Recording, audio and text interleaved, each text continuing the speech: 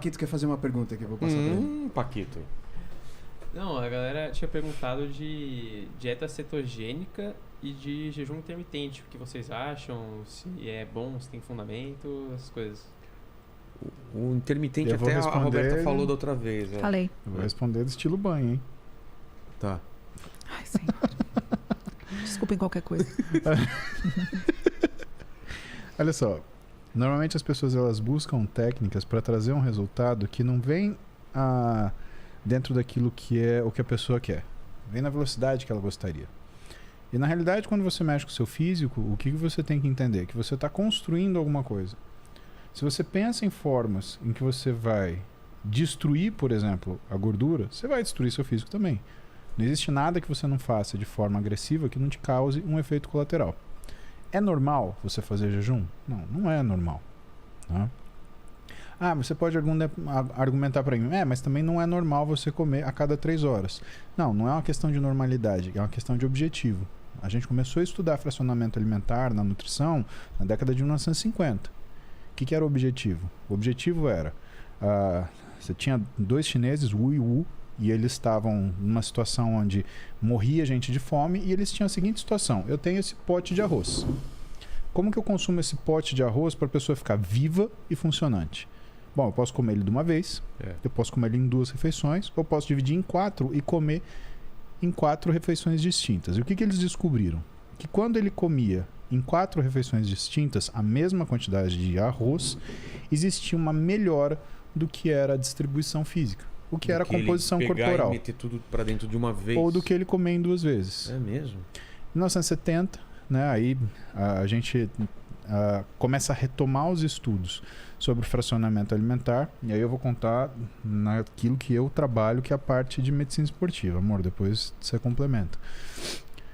Bom, 1970, a gente tem Taperman, a gente tem Fabry, a gente tem Pavel. São caras que eles vão trabalhar o que é o fracionamento alimentar numa outra ótica. Seguinte, bom, eu tenho pessoas que fazem 3 refeições e eu tenho pessoas que fazem até 6 refeições. Se eu der uma dieta, mesma caloria, só que só mudar a distribuição, o que acontece com essa pessoa em relação à doença? Trabalho do Taperman. Bom, o risco de doença cardiovascular cai pela metade, o risco de hipercolesterolemia cai pela metade, a resistência periférica à insulina cai pela metade, o risco de doença coronariana cai pela metade. Depois, e se isso for para emagrecer? A velocidade de emagrecimento dobra.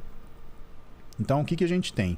Por mais que você comer 6 vezes por dia não seja uma coisa natural ou intuitiva, o que é? É uma técnica alimentar que você coloca para você conseguir um resultado que foi estudado e que se entendeu. A gente está falando de 1970. E outra, as pessoas elas acham, o artigo mais novo. Não, o que manda no artigo não é a data, é a metodologia. Se você não sabe metodologia, você não se meta a ler artigo que você vai falar bobagem, entender bobagem e aplicar bobagem nas outras pessoas.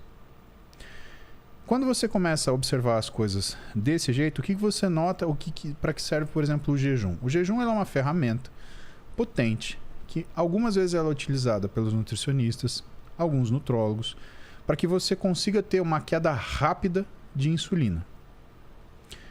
A insulina em excesso, ela causa resistência à insulina, que causa fome central. Então, o primeiro efeito que você tem com a diminuição da insulina é a melhora da resistência periférica à insulina e a diminuição do reflexo de fome central. Só que quando você persiste nessa situação, o que acaba acontecendo? Você tem uma diminuição de insulina tão grande que você não tem insulina mais para sustentar a sua síntese proteica muscular.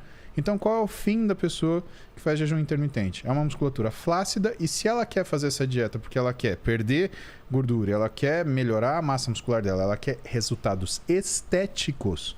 Nada contra a estética, mas ela quer resultado estético. Não é uma dieta que, aliás, não é uma ferramenta nutricional, uma ferramenta de estratégia dietética que se prova eficiente para que você tenha esse resultado. Porque em algum momento você vai começar a custar massa muscular essa brincadeira. Jejum intermitente. É isso. Dieta cetogênica. O que a gente sabe sobre dieta cetogênica? Carboidratos são necessários. Se a gente falou que o jejum intermitente ele diminui a insulina, o que a gente descobriu, um estudo atrás de estudos sobre dieta cetogênica? Que ela aumenta a resistência à insulina. Então ela vai por outro caminho.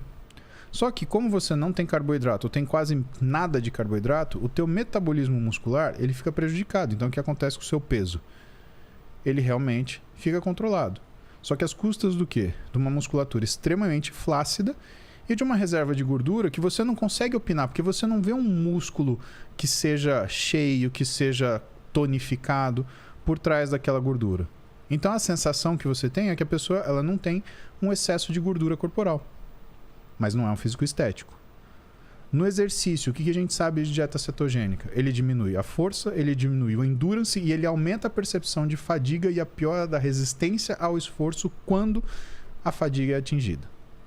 O que a gente sabe de aplicabilidades? Porque a dieta cetogênica ela também tem aplicabilidades. Essas aplicabilidades elas se encontram na área da neurologia. Então, Perfeito. o nutricionista ele trabalha com uma dieta cetogênica quando ele trabalha junto com o neurologista. Por quê? Porque para alterações de humor, por exemplo, a dieta cetogênica ela se revela muito útil. O que faz sentido. Por quê? É epilepsia. Para quadros de epilepsia.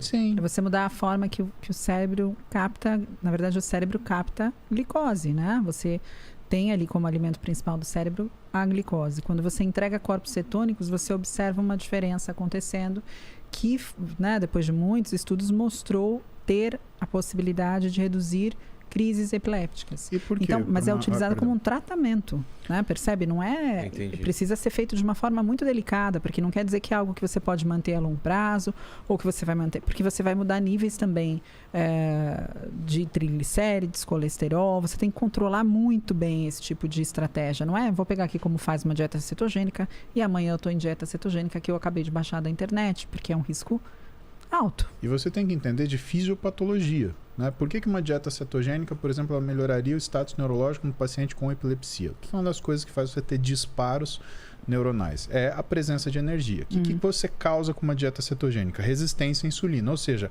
a energia vai entrar com dificuldade também na célula neurológica, também no neurônio. Isso quer dizer o quê? Que esse influxo mais lento de energia, ele pode ser a diferença entre uma pessoa ser funcionante, ainda que se ela tivesse uma dieta normal, em condições normais, ela funcionaria melhor.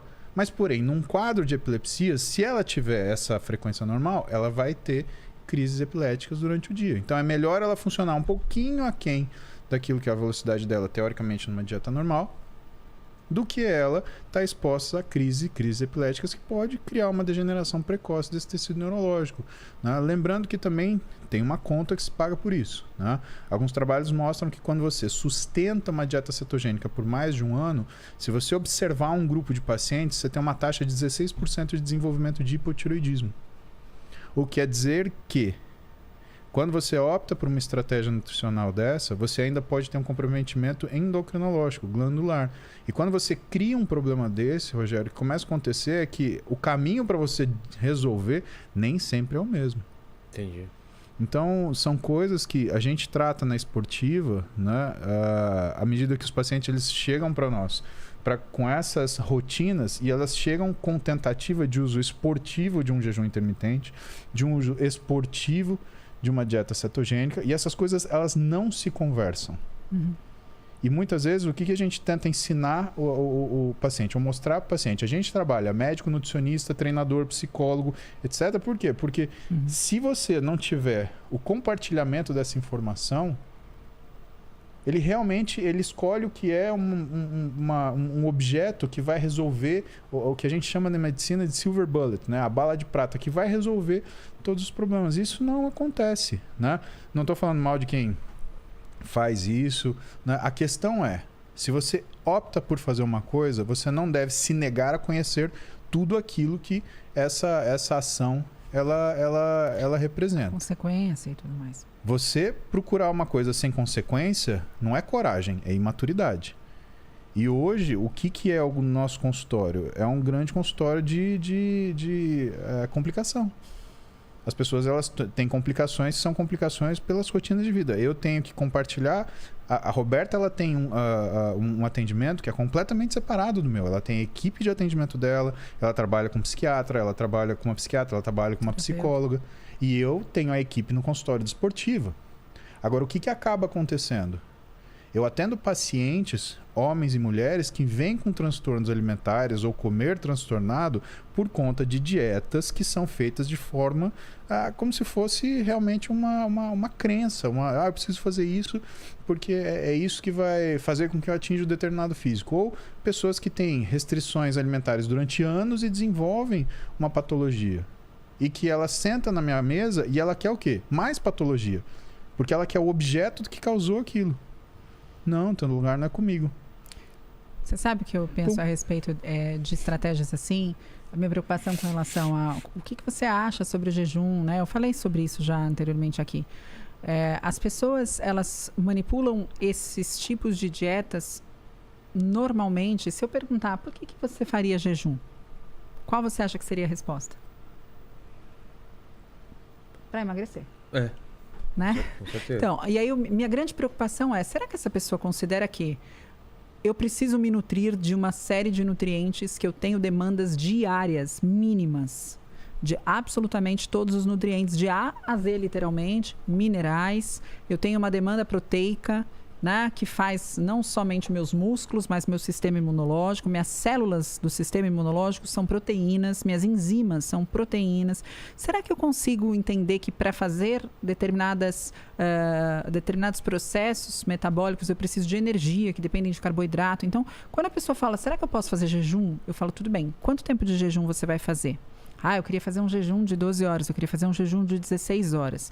A minha pergunta sempre é, o que você consegue comer na sua janela alimentar? De 4, de 6. Porque eu preciso que você coma todos os nutrientes que você precisa diariamente, todos os minerais, todas as vitaminas, e eu preciso que você tenha uma distribuição muito boa de macronutrientes para que você esteja nutrida. Porque não dá para você emagrecer e não conseguir andar. Não dá para você emagrecer e perder a memória. Não dá para você emagrecer e ter um problema. E deficiência de nutriente traz problemas. Deficiências de nutrientes importantes para o cérebro, ácido fólico, B12, colina, serina, traz problemas neurológicos, traz problemas de depressão, de ansiedade. Então, tem uma série de questões que estão relacionadas a eu faço ou não jejum, o que você acha do jejum? O que você come na hora que você não está de jejum? E qual o objetivo do seu jejum? Se for emagrecimento, primeiro vamos fazer o seguinte, vamos ajustar o que você come, porque eu vou precisar que você aprenda a comer. E que você coma com uma quantidade de nutrientes suficientes. Você faz isso? Você consegue distribuir isso ao longo do seu dia? Ok. Então, além disso, você acha necessário fazer jejum? Talvez você tenha atingido seu objetivo antes de precisar fazê-lo. Né? E nós fazemos um jejum fisiológico. Nós normalmente dormimos e deveríamos dormir, né, amor? A gente deveria. Você sabe disso. A gente deveria dormir e ao cair do sol, a gente para de comer e volta a comer quando o sol nasce. Ou seja, eu tenho 12 horas de jejum. Por que você vai fazer isso no momento em que todas as pessoas estão comendo e que você tem um monte de estímulo? Será que quando você terminar o seu tempo de jejum, você consegue comer o que está escrito para você comer? Né? Para que você bata ali todos os nutrientes que você precisa para se nutrir? Ou você vai pegar qualquer coisa que você vê na sua frente porque você não aguenta mais de tanta fome? Exato, não tá aqui no desespero. Então, eu sempre pergunto quando eu falo o que você acha do jejum, da dieta cetogênica, eu sempre respondo com uma pergunta, para quem? Para quem e por quê? E aí não existe essa resposta. Na área do esporte é muito simples. Isso aqui não funciona para esporte, isso aqui funciona. Agora, quando a gente está falando da população em geral, faço ou não faço jejum? Eu falo, para quê? Quem é você? Né? Qual é o seu objetivo? Braba. Você vê? Braba.